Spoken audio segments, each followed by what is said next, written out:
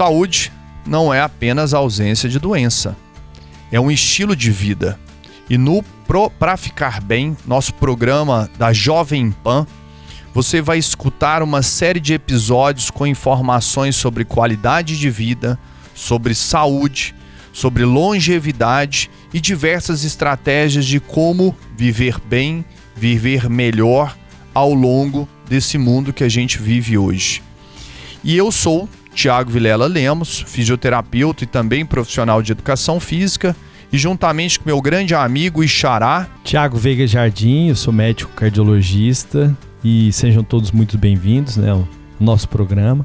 E a ideia é sempre estar trazendo informações úteis, práticas, diretas, objetivas, e sempre com assim, o pilar básico, que é o pilar que norteia nossas atividades no dia a dia, que é o pilar da ciência. Então serão sempre convidados que trarão informações sempre norteadas e orientadas pelo embasamento científico.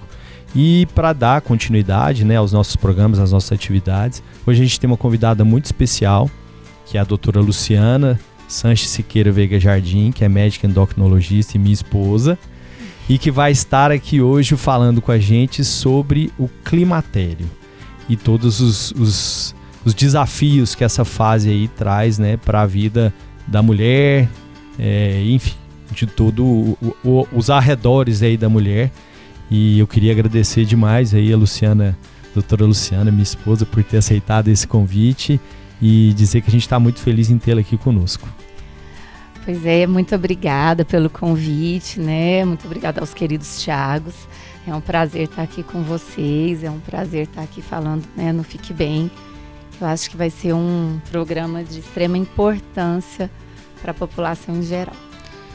Luciana, então vamos lá, vamos começar. Eu estou bastante ansioso com esse tema, né? Recentemente minha esposa fez aniversário e aí está chegando próximo e eu vou jogar uma dúvida, uma pergunta muito comum hoje. Qual que é a diferença, porque eu vejo que essa confusão ela é muito feita entre a menopausa e o climatério. Qual que é a diferença e como é que a gente diferencia de fato isso na prática para as mulheres? Essa é uma pergunta muito, muito interessante e uma dúvida muito frequente. Então, o climatério, ele era a famosa pré-menopausa. Então, ele é um intervalo de tempo que varia muito de mulher para mulher, que pode variar de 5 a 10 anos e que precede a menopausa. Então, a menopausa em si é uma palavra que impactua muito, assim, né, principalmente para nós mulheres, que é o final da vida reprodutiva. Então, o climatério, ele é realmente essa fase de transição entre a nossa vida reprodutiva e o cessar da vida reprodutiva, da vida fértil. Então, a menopausa, ela se caracteriza por 1 ano sem menstruação. O que hoje em dia, sabe, gente, assim, às vezes é um pouco complicado, né, você pensar assim, porque tem mulheres que fazem uso de DIU, né, dispositivo intrauterino, e encontra assim a menorreia, elas já não menstruam há vários anos. Tem mulheres que fazem uso de anticoncepção contínua. Então, assim, essa definição, né, de 1 ano sem a menstruação, ela é um pouco vaga. E aí a importância da gente conversar, né, e de falar sobre o climatério, porque muitas mulheres entram nessa fase de alterações hormonais com 40 anos, então 40, 45 principalmente, a gente tem que ficar bastante atenta a algumas oscilações hormonais ou às vezes a várias alterações hormonais e que pode impactar demais na nossa vida. Luciana, e quais que são os principais sinais e sintomas aí que acompanham a mulher nessa fase aí de climatério, de menopausa? Como é que é? O que é que ela vai sentir? Quais seriam as principais manifestações aí clínicas que essa pessoa vai apresentar? Então, também tem um ponto muito interessante que essa fase de climatério e menopausa, ela ficou muito marcada, né, gente, pelos fogachos, né, os famosos calorões da menopausa. Então tem mulher que às vezes não tem o fogacho, não tem o calor. E o que é esse fogacho? É um calor estranho, diferente. que na maioria das vezes, inicialmente, vem durante a noite. A mulher começa a sentir um calor que vem mesmo de baixo para cima, nessa parte superior do corpo, face, e ela tá deitadinha lá e de repente vem o calor, passa um pouquinho, vem um frio, volta o calor e com isso altera muito o sono, né? Então, esses fogachos são características muito marcantes, mas que muitas vezes não aparecem inicialmente. Então, o que a gente tem que começar a ficar atento? A gente muda, e muda bastante, né? Igual quando a gente entra na adolescência. Então, oscila o humor. Então, o humor, a gente acorda feliz, ao longo do dia a gente fica nervosa, a gente fica irritada, a gente tem vontade de chorar, tem vontade de sair correndo. Então, né, maridos, entendam, as queridas mulheres. Então, assim, é uma oscilação, é uma montanha-russa de humor, que muitas vezes é muito mal interpretada, que a mulher, né, essa mulher atual, então nós mulheres modernas que tem vida profissional muito ativa, filhos, maridos, né, enfim, cuidados com os pais, é tanta coisa que já é da gente às vezes pensar assim, não, é isso, entendeu? Assim, eu tenho que aguentar, a minha vida é essa, eu tô nervosa mesmo, eu vou tomar um ansiolítico, vai tudo resolver. Muitas vezes não é, né? Então, muitas vezes a gente está começando a entrar nessa fase. Então, o fogacho, a oscilação de humor, a alteração de sono, que é uma coisa que muitas vezes vem associada ou não ao fogacho, o acordar cansada. Então, por mais que a gente tenha 1 milhão de tarefas para se fazer ao longo do dia, a gente fica meio esgotada. Então, é um cansaço exagerado, é uma falta de vontade de fazer as coisas que antigamente a gente não tinha. Eu acho que esses são pontos importantes. Fora, né, a alteração, às vezes, de libido. Então, a mulher, às vezes, começa a ter uma alteração importante na libido, né? Então, essa parte sexual, às vezes, também fica um pouco prejudicada. E tudo está num contexto muito complicado, porque a mulher, na maioria das vezes, nessa idade, já tem vários anos de casamento, né? Já estão vivendo com filhos e problemas adolescentes, né? Então, a gente tem que olhar para a gente, eu acho que a mulher precisa olhar para ela e ver que não é tanto problema externo, que às vezes ela pode melhorar, né? Vendo que ela está nesse período de vida. Tem um termo que a gente escutou aqui com a doutora Roberta, que foi uma outra convidada de um programa anterior nosso, que é brain fog. O que seria o brain fog? Que também é uma manifestação, né, tá vendo? Do climatério, da menopausa. Eu acho que o brain fog, esqueci, esse é muito importante, gente, tá vendo? O brain fog diz tudo, sabe? Dá muita vergonha, sabe? Então você tá lá no consultório, né? Uma coisa quando você ainda tá no ambiente de amigos, né? Familiar, você tá no consultório e de repente você quer lembrar alguma coisa, você tá no meio de uma frase e some, sabe? Então, assim, existem já diversos estudos, cada vez mais, até da importância, né, da mulher, lógico, que pode fazer terapia hormonal, da reposição do nosso estrogênio, porque tem muitos receptores mesmo, tanto de estrogênio com melhora, né, de serotonina, dopamina, a nível do sistema nervoso central, que melhoraria bastante essa alteração cognitiva, que é bem séria nesse período também. Show. Luciana, assim, isso é uma curiosidade, depois eu vou te fazer uma pergunta, né? Existe uma idade certa? Esse é o primeiro ponto que eu acho que é importante, né? A mulher até já ter essa expectativa de qual vai ser essa faixa etária dessas sensações. E eu queria puxar algo que você acabou de comentar sobre a reposição hormonal, né? Que a gente sabe que é um dos tratamentos. Existem vários mitos e verdades a respeito desse tratamento.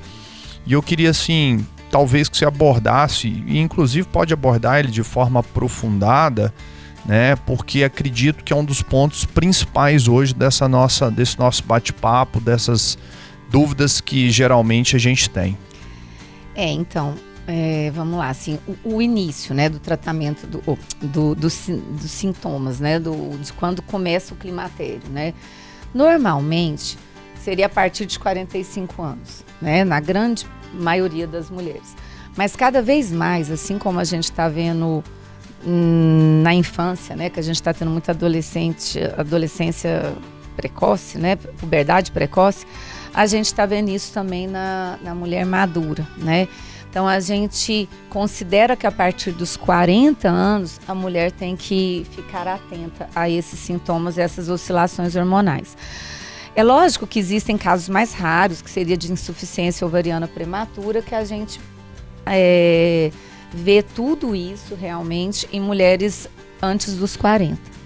Mas é um ponto mais raro. E aí vem o que você perguntou, assim, a terapia hormonal, né, da menopausa.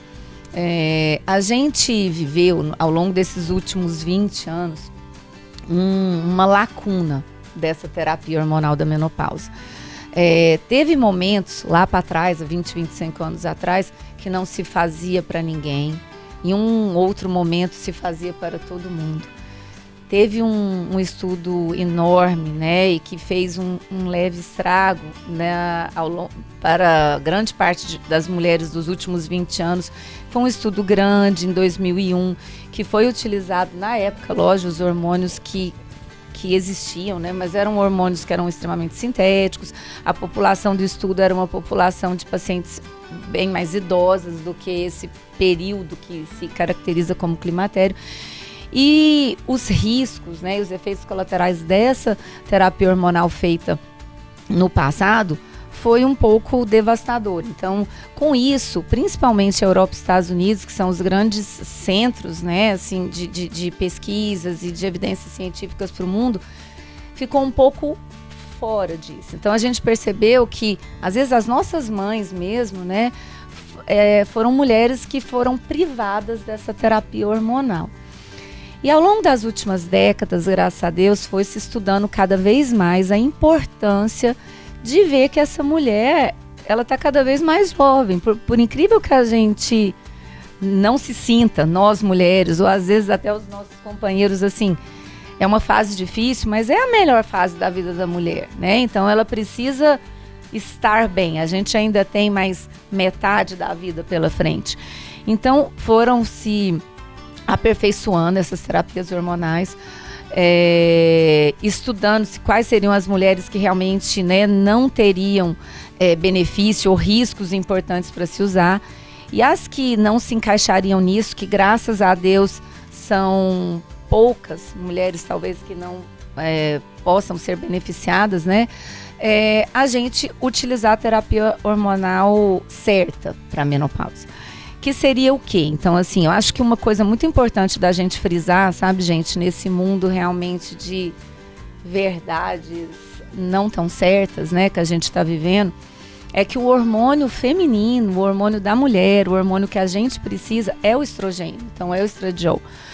Então, mulher é mulherzinha porque a gente tem muito estrogênio. Uma vez que esse estrogênio vai caindo, traz todos esses sinais e sintomas que a gente está conversando aqui.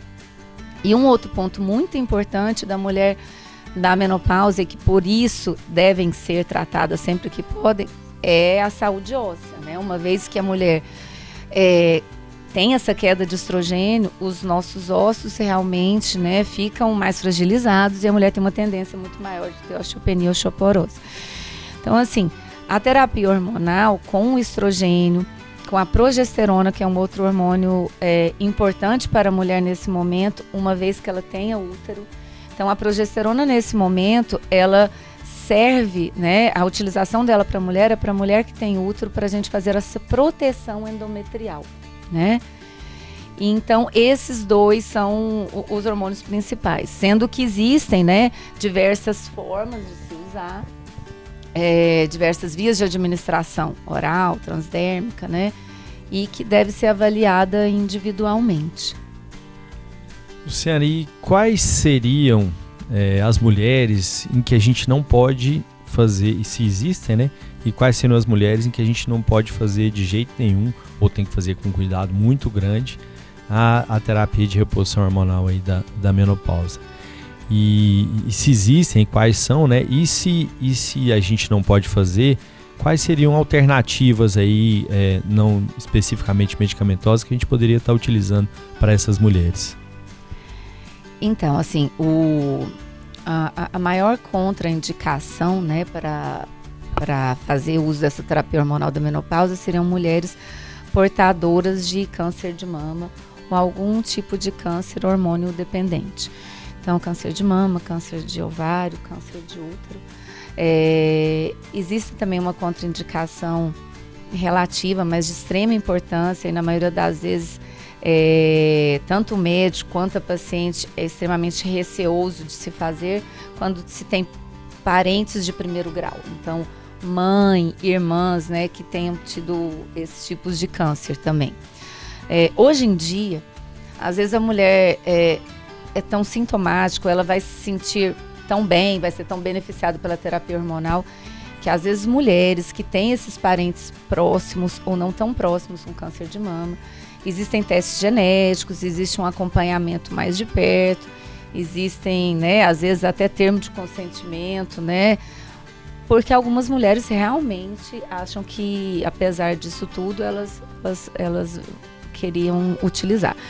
Outra coisa, né, que vem até na sua área, são pacientes que tenham doenças cardiovasculares importantes, então pacientes que já tenham sofrido algum infarto agudo do miocárdio, acidente vascular cerebral, doenças tromboembólicas de maneira em geral, tromboses, né? Então, isso daí realmente seria uma contraindicação também bastante importante.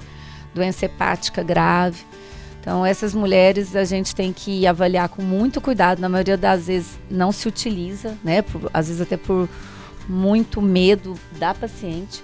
E aí a gente vai entrar em outros tratamentos, porque a gente não vai deixá-la, né? Então, cuidar dessa saúde mental da paciente. Algumas pessoas têm que realmente partir para os ansiolíticos.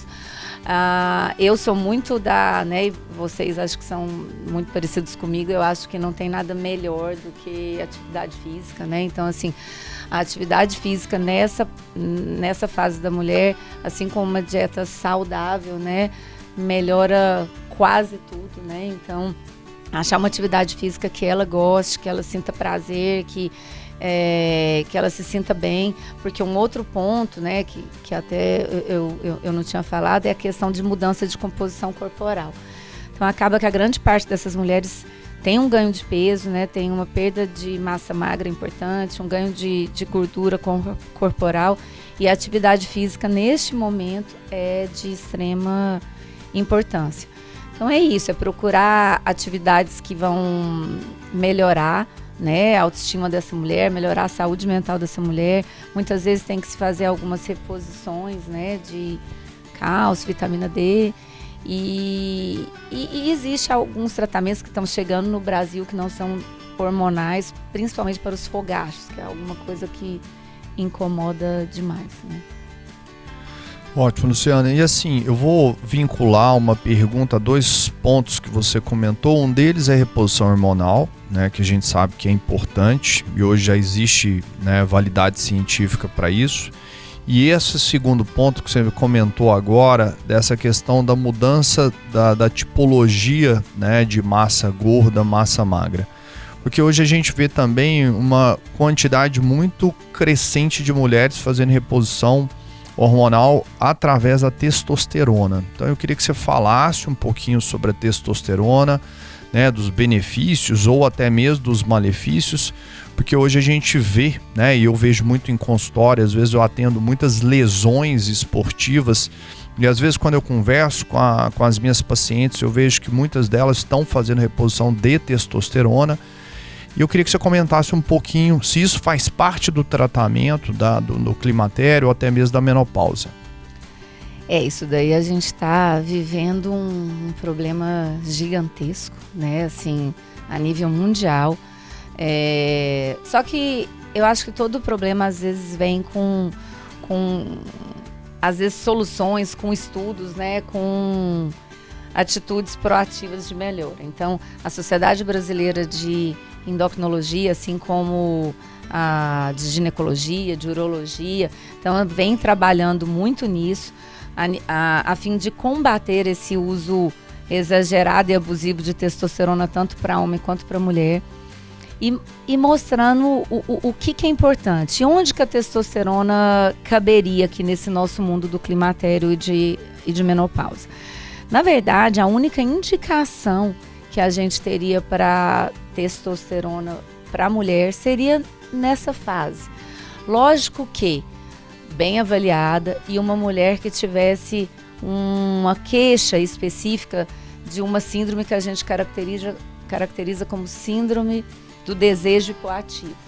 Então, é uma mulher que realmente, assim, é muito mais do que diminuição de libido, né, gente? Assim, a libido da mulher está muito mais relacionada com ambientes, com fatores externos mesmo, do que com a testosterona dela em si. E é isso que a gente tenta falar tanto no consultório, para as amigas, né? Assim, que não adianta você ir lá colocar um chip de testosterona. Talvez você vai trazer muito mais malefício para você do que o benefício que você almeja. Então, assim, tem sim um lugar nesse momento de climatério, né, de menopausa inicial, que a gente, no Brasil, a gente não tem formulações de testosterona na farmácia para a gente utilizar para a mulher. Então, quando se caracteriza que essa mulher, em especial, encaixa-se nessa síndrome do desejo hipoativo, a gente até manda manipular uma concentração mínima, que é a que a mulher é permitida para a mulher usar.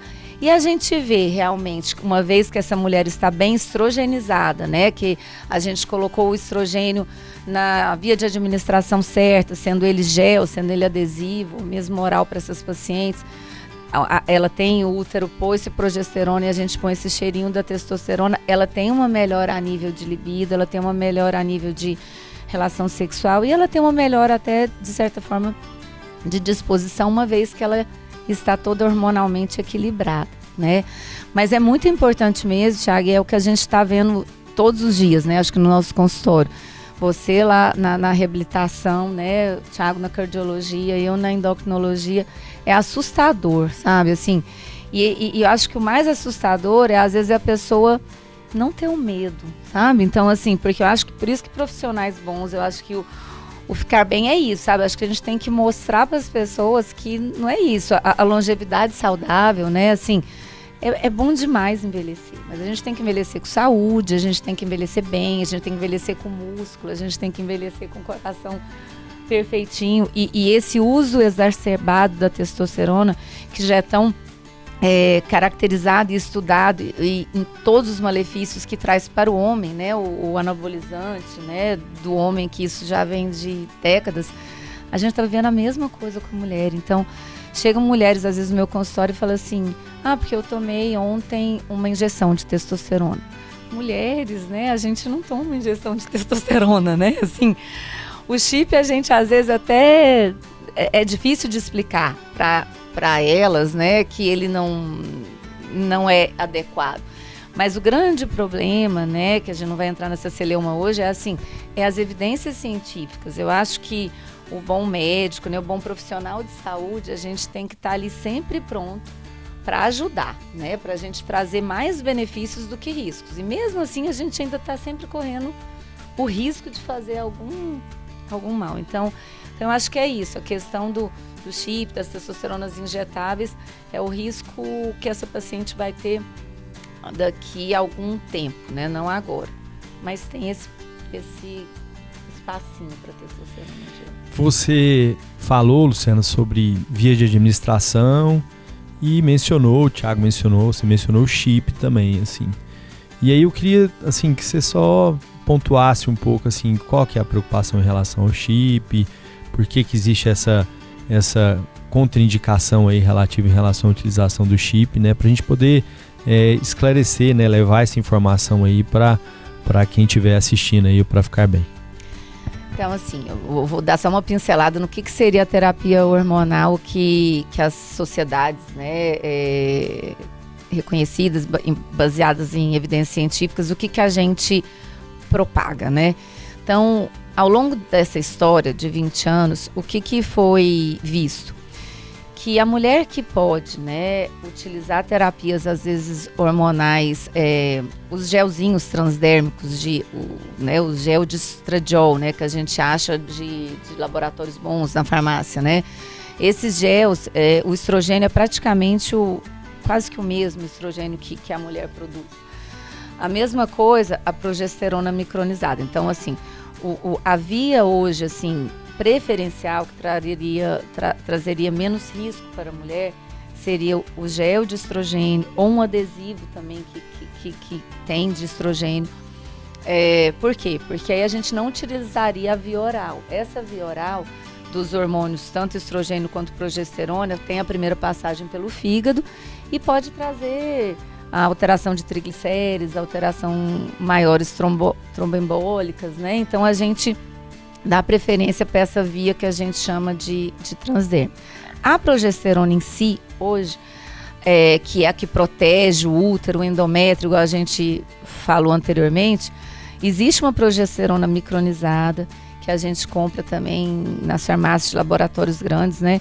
Que a gente pode fazer uso ou oral ou via vaginal.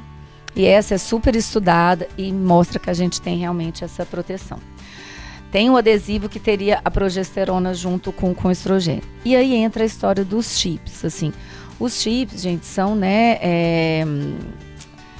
são substâncias que são colocadas a nível subcutâneo e a forma de liberação desses hormônios que eles colocam nesses chips é extremamente duvidosa. Na verdade, ninguém sabe como que funciona.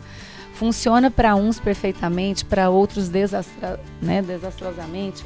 Então, o que acontece, o que a gente tem que falar, porque a grande loucura quando veio o chip era um chip de beleza, que era o chip baseado em testosterona, gestrinona, todos os hormônios muito voltados para esses androgênios que a gente chama. E o que às vezes a gente tem que atentar para a mulher, porque essa briga do chip da beleza a gente deixa até do lado, mas assim, a gente está entrando nessa fase do climatério e da menopausa, e essas vias de absorção do estrogênio e da progesterona, que é o que a gente precisa, no chip não tem nenhuma evidência científica. Então, assim, vai ter proteção renal, proteção do útero? Não sabemos, né? Assim, vai ter alguma alteração hormonal a nível de mama ou de qualquer outra coisa, aumentar risco de câncer. Então é tudo muito nebuloso. E mesmo os efeitos bons que o estrogênio pode trazer pra gente, então eu tô com uma paciente no meu consultório e que às vezes a gente fica assim, dá até dó, sabe? Porque às vezes a gente fica sem saber o que fazer. Foi colocado um chip nela para reposição hormonal, com estrogênio, com progesterona, com testosterona. E ela tá com todos os sintomas de uma mulher que não tá estrogenizada, sabe? Então, assim, às vezes eles tratam o exame laboratorial, né? E esquece da pessoa. Então, assim, eu acho que é isso. Não tem nenhuma evidência científica, principalmente para os nossos hormônios de estrogênio e progesterona, a nível de bem-estar, segurança, proteção em relação ao chip. É justamente a imprevisibilidade, né? Assim, a gente não sabe exatamente como é que vai ser essa absorção, como é que vai ser o efeito sobre aquele organismo. E uma vez que o chip está ali, você não tem mais como, né, retirá-lo, não tem mais como, né, resolver aquele problema. Se surgir um efeito adverso, se tiver algum problema relacionado ao uso do chip, você não vai ter como resolver, né? Então acho que essa é uma outra preocupação muito grande pra gente, né? É isso, assim, teoricamente ele dura de 3 a 6 meses, mas a gente não sabe? Então, assim, ao contrário do que muitos pensam, né, dos médicos, dos profissionais de saúde raiz, né, assim, os Nutella, a gente, na verdade, a gente fala isso muito em todos os congressos. A gente quer, todo mundo quer viver 100 anos, né? Quer viver feliz, a gente não quer ter rugas, a gente quer ficar super bem.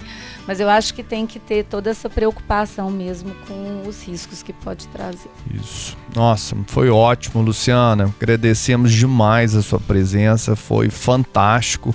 Eu acho que esse vai ser um programa assim que vai, né, ajudar muitas mulheres, inclusive muitos homens também. Então, assim, te agradeço demais a sua presença, todas as informações. Agradeço você, ouvinte, que nos acompanhou, né, todos os domingos aí às 18 horas com os nossos novos programas todas as semanas. E não deixe também de nos seguir nas redes sociais, né, de seguir o nosso canal também no próprio YouTube. E eu te vejo na próxima semana. E não se esqueça de ficar bem. O Pra Ficar Bem é isso, né? Acho que é informações com conteúdo muito prático, direto, objetivo e sempre com muita ciência por trás. Então, Luciano, foi demais. Muito obrigado por aceitar aí o nosso convite. E acho que, como o Thiago falou, muita informação útil, né, para toda a população e que vai contribuir demais aí pro bem-estar de todo mundo. Muito obrigado. Muito obrigado a vocês, eu adorei o convite. Espero que vocês tenham aprendido bastante para cuidar muito bem das mulheres de vocês, tá? Obrigada.